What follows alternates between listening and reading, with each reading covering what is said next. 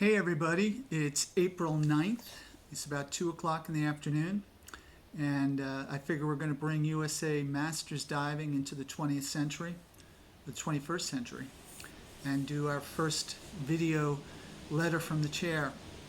Um, it seems like we're all stuck in the house. COVID has presented challenges beyond what any of us could have possibly imagined. My pool's been closed for a few months. I'm sure your pools have been closed as well. I do miss training and can't wait to get back. But to be honest, I don't have an optimistic view on how soon that's going to be. A lot of changes. We had to cancel the spring meet at Ohio State because everyone was closing down their facilities. Although I was very disappointed, I will say that Ron is already negotiating with Ohio State to try to get the pool leased again for next year. Maybe we can do it in the spring or summer next year. So we continue to work on that front. Our summer meet, which we were excited about in Arizona, certainly seems to be on the doorway. It's coming up, but to be honest, none of us has had a chance to train. So at this point in time, I would say that having that meet is probably a 50-50 possibility. We would hope that we can have a final decision by June 1st. And what's going to go into that decision is how much of the U.S. has the opportunity to train, how much time have we had. In a perfect world, I think we all need at least 30 to 45 days, 6 weeks, before we should hold any competition. That's more for the safety of the divers. The other thing that I think we all need to be aware of is many of us have been thrown into economic hardship because our jobs have gone away, or we've been furloughed, or we're not essential workers, so we've had to stay home. My heart goes out especially to all those involved in the diving community who, through no fault of their own, are stuck at home without a paycheck coming in. So hang in there. Hopefully we'll start seeing things resolving themselves soon. So June 1st, we should know one way or the other what's going on.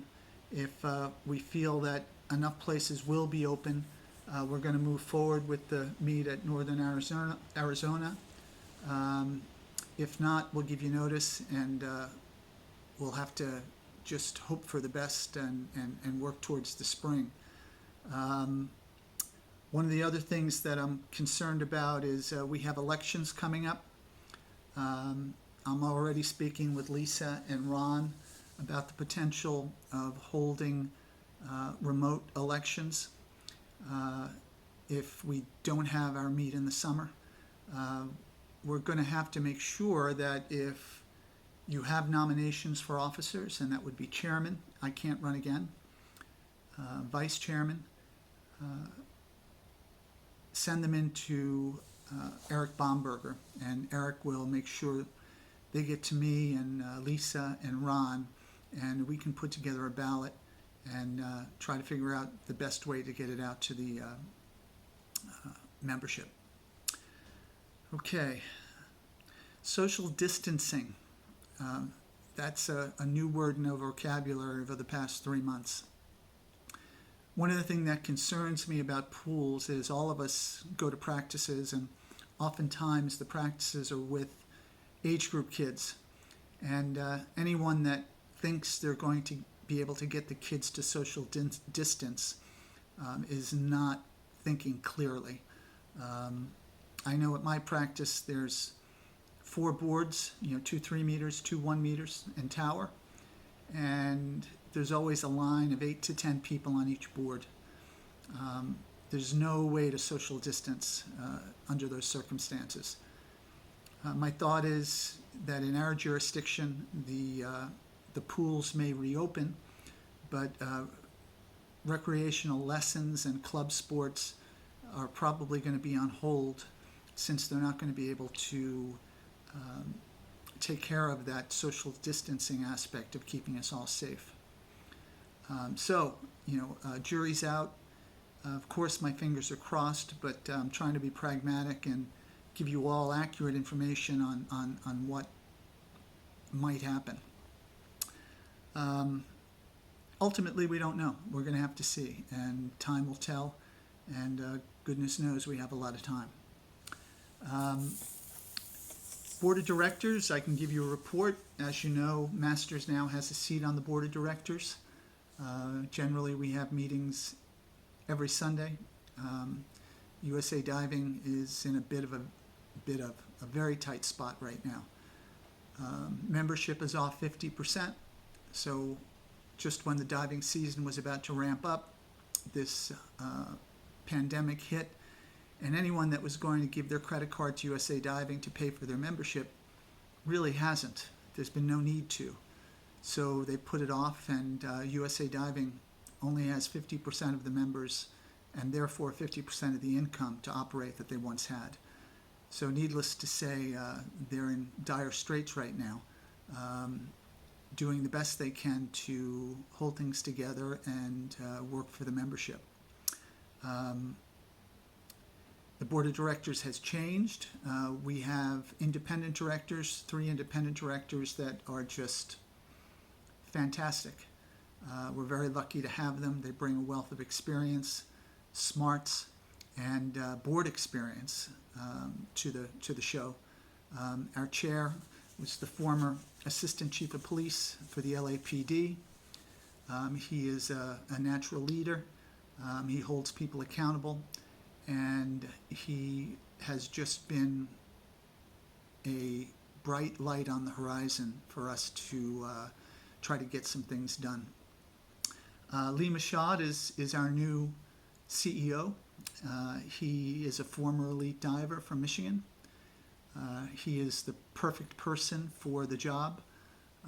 He is smart, he has business sense, he has experience, but I think most importantly is he was an elite diver. He still has that passion, and we all have it right here. You know, we do anything we can for diving. It's a sport that we love.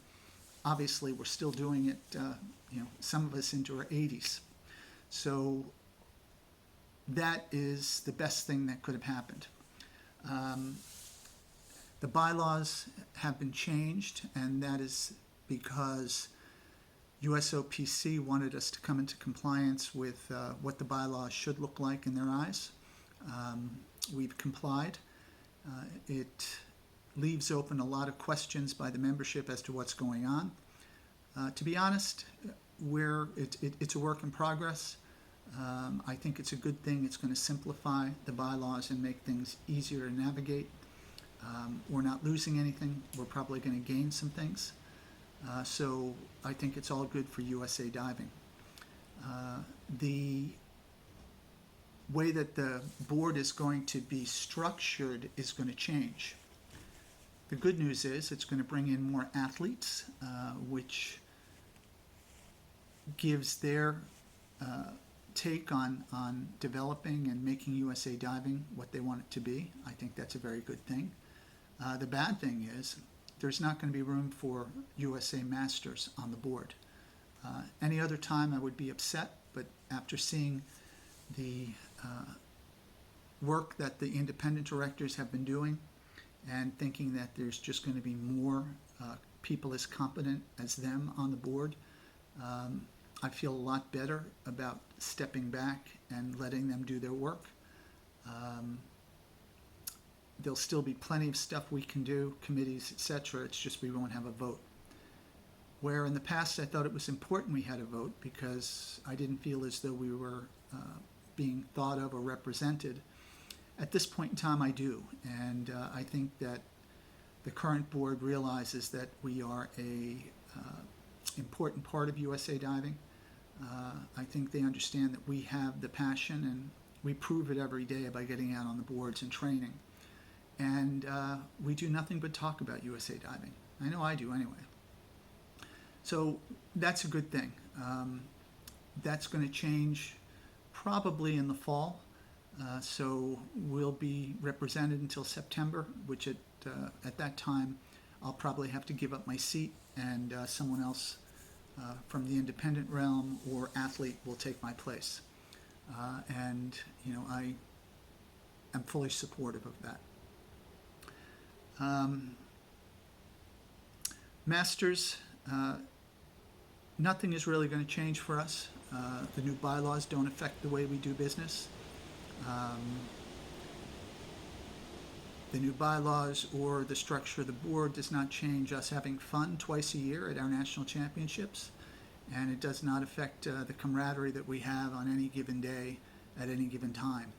So keep your chin up, and I can tell you, you can take it from me that we don't have to worry about that segment of it. Other things, training. I really wasn't able to train. Probably my last meet was in Ireland in November at the Irish Championships. Typically after the Irish Championships, I go into my holiday mode where I eat every piece of food I can find, and I never say no to a beer or a glass of wine. And I ended up paying for it. By the time February rolled around, I was 186 pounds and was not feeling too good about life, and my clothes were not fitting nearly as well as they should, and I was a little concerned about getting on a Speedo and getting to practice. Luckily or unluckily, the COVID crisis hit, and the pools were closed, but I decided that I needed to get into some semblance of shape and lose some weight, so I turned off the beer faucet and started to watch what I eat and started exercising. I will say that I was diagnosed with COVID, and for a few weeks I was pretty sick, and for 3 days I had an especially difficult time, with breathing and oxygen, and it was a bit of a mess. I really didn't share it because, COVID at this point in time, it's like you're the pariah. I mean, I'd be walking around with like a C on my head that said COVID, and everyone would keep their distance. But yesterday I got my second test confirming that it's done, and I'm cured. I will tell you that the doctor made it very clear to me that if I did not have diving in my life and kept myself in shape for a 60-year-old man, chances are I would have been in the ICU, and with breathing issues I could have been on a ventilator. So once again, I have Masters Diving to thank for my health and well-being, and it's a lesson that I hope we've all learned, that we have to keep ourselves in shape. I've decided that I need to do other things, so I've gotten a Fitbit. If you don't know what it is, it's one of these little gizmos that goes on your wrist and tells you how many steps you've walked. So it's not about running, it's not about hardcore exercise, it's about getting up off your butt and moving. And I've been walking 10,000 steps a day at a minimum. Typically now I go on a 3 or 4 mile walk every day at speed, and I've lost 20 pounds, so I'm down to 166, which is much more comfortable to get into a Speedo and get back on the board and do somersaults.